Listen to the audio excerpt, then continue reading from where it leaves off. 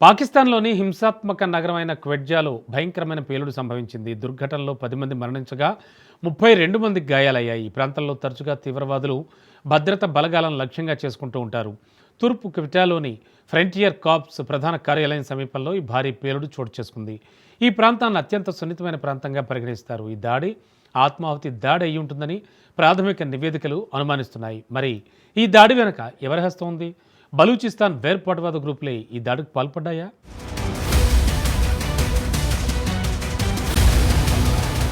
భారీ పేలుళ్లతో దద్దరిల్లుతున్న పాకిస్తాన్.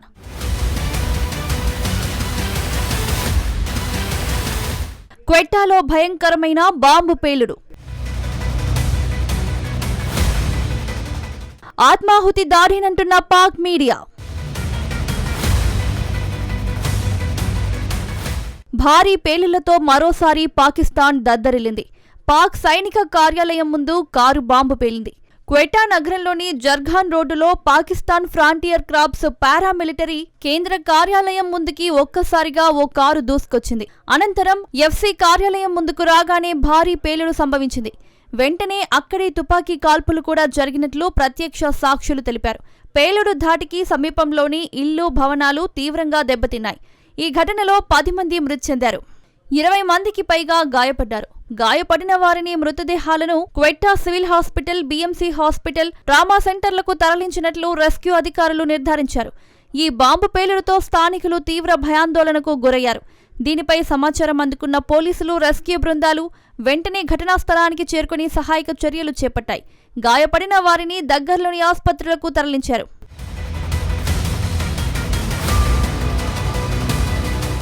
పేలుడుకు గల కారణాలను తెలుసుకునే పనిలో పడ్డారు పోలీసులు. పేలుడు జరిగిన ప్రాంతాన్ని భద్రతా బలగాలు తమ ఆధీనంలోకి తీసుకున్నాయి. సమీప ప్రాంతంలో తనిఖీలు నిర్వహించాయి. అనంతరం సమీప ఆసుపత్రుల్లో ఎమర్జెన్సీ ప్రకటించారు. డాక్టర్లు, నర్సులు, పారామెడికల్ సిబ్బందిని ఎమర్జెన్సీ డ్యూటీలో ఉంచారు. క్వెట్టా సమీపంలో జరిగిన ఈ పేలుడు శబ్దం కొన్ని కిలోమీటర్ల మేర వినిపించిందని స్థానికులు తెలిపారు. బాంబు పేలుడు ధాటికి సమీపంలోని నివాస సముదాయాలు, వాహనాలు పూర్తిగా ధ్వంసమయ్యాయి. దీనికి సంబంధించిన వీడియో సోషల్ మీడియాలో వైరల్ అవుతోంది. మృతుల సంఖ్య ఇంకా పెరిగే అవకాశం ఉందని పాక్ ఆరోగ్య శాఖ మంత్రి భక్త్ మహ్మద్ ఆందోళన వ్యక్తం చేశారు. బలూచిస్తాన్ ప్రావిన్స్ ఆరోగ్య మంత్రి భక్త్ మహ్మద్ కాకర్ నగర వ్యాప్తంగా అన్ని ఆసుపత్రుల్లో అత్యవసర వైద్య పరిస్థితిని ప్రకటించారు. కన్సల్టెంట్లు, వైద్యులు, ఫార్మసిస్టులు, నర్సులు, పారామెడికల్ సిబ్బంది వెంటనే విధులకు హాజరు కావాలని ఆదేశించారు.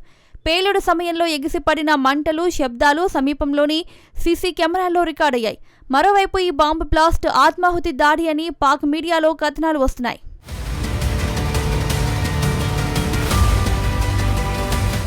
ఈ ఘటనపై ఇప్పటి వరకు ఏ గ్రూపు బాధ్యత తీసుకోలేదు. అయితే బలూచిస్తాన్ వేర్పాటువాద శక్తులే ఈ దాడికి పాల్పడినట్లు ప్రభుత్వం అనుమానం వ్యక్తం చేస్తోంది. ఇటీవల క్వెట్టా వెళ్తున్న జాఫర్ ఎక్స్ప్రెస్ పై బాంబు దాడి జరిగింది. సింధ్ ప్రావిన్స్ లోని జకోబాబాద్ దగ్గర రైల్వే ట్రాక్ పై బాంబు పేలుడు సంభవించింది. అదే సమయంలో అటుగా వెళ్తున్న జాఫర్ ఎక్స్ప్రెస్ రైలు పట్టాలు తప్పింది. రైలు మార్గంలో ఐఈడీ బాంబు అమర్చడం వల్లే పేలుడు సంభవించినట్లు తెలుస్తోంది. పేలుడు తీవ్రతకు రైలు పట్టాలపై సుమారు 3 అడుగుల లోతైన గొయ్యి ఏర్పడిందని అధికారులు తెలిపారు. ఈ ప్రమాదంలో క్వెట్టా నుంచి పెషావర్కు వెళ్తున్న జాఫర్ ఎక్స్ప్రెస్ రైలులోని 6 బోగీలు పట్టాలు తప్పాయి. 6 బోగీలు పట్టాలు తప్పడంతో ప్రయాణికులు తీవ్ర భయాందోళనలకు గురయ్యారు. బలూచిస్తాన్ వేర్పాటువాద గ్రూపులు ఈ దాడికి పాల్పడి ఉండవచ్చని ప్రాథమిక అంచనా వేశారు. ఎందుకంటే జాఫర్ ఎక్స్ప్రెస్ రైలు గతంలోనూ దాడులకు గురైంది. ఈ ఏడాది మార్చి నెలలో పాకిస్తాన్లోని వేర్పాటువాద బలోచ్ మిలిటెంట్లు ఇదే రైలును హైజాక్ చేసి వందలాది మంది ప్రయాణికులను బందీలుగా పట్టుకున్నారు. వారిని రక్షించేందుకు వెళ్లిన పాక్ భద్రతా సిబ్బందిని కూడా మిలిటెంట్లు హతమార్చారు. ఈ ఘటనలో మహిళలు, చిన్నారులు సహా దాదాపు 12 మంది చనిపోయారు.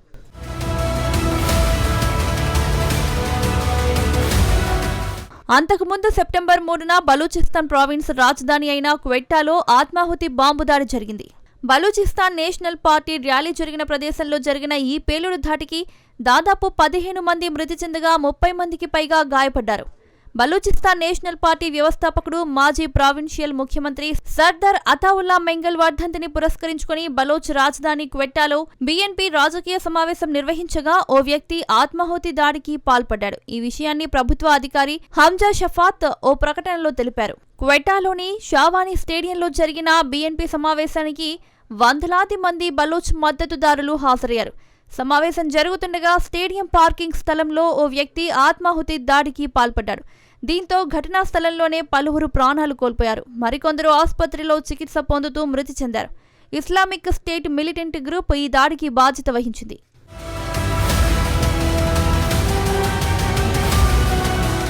ఇక 2024లో 782 మంది మరణించారు. మార్చిలో బలూచ్ లిబరేషన్ ఆర్మీ ఒక రైలును స్వాధీనం చేసుకుంది. విధుల్లో లేని సైనికులను చంపింది. జనవరి నుండి బన్నులో 6 సైనికులతో సహా 430 మందికి పైగా దాడుల్లో మరణించారు. వీరిలో ఎక్కువగా భద్రతా సిబ్బంది ఉన్నారు. మరోవైపు ఇరాన్ సరిహద్దుకు సమీపంలో ఉన్న బలూచిస్తాన్లో జరిగిన మరో దాడిలో 5 ప్రాణాలు కోల్పోగా ఖైబర్ పఖ్తుంఖ్వా ప్రావిన్స్లోని సైనిక స్థావరంపై జరిగిన ఆత్మాహుతి దాడిలో 6 సైనికులు మరణించారు. పాకిస్తాన్లో ఒకే రోజు 3 ఆత్మాహుతి దాడుల్లో 25 మందికి పైగా మరణించినట్లు అధికారులు తెలిపారు. అయితే క్వెట్టాలో బీఎన్పీ ర్యాలీ లక్ష్యంగా జరిగిన ఆత్మాహుతి దాడిలో మృతుల సంఖ్య పెరిగే అవకాశముందని స్థానిక అధికారులు తెలిపారు. జాతీయవాద నాయకుడు మాజీ ప్రావిన్షియల్ ముఖ్యమంత్రి సర్దార్ అతావుల్లా మెంగల్ కుమారుడు సర్దార్ అఖ్తల్ మెంగల్ లక్ష్యంగా చేసుకుని ఈ దాడి జరిగినట్లు పోలీస్ అధికారి ఒకరు తెలిపారు.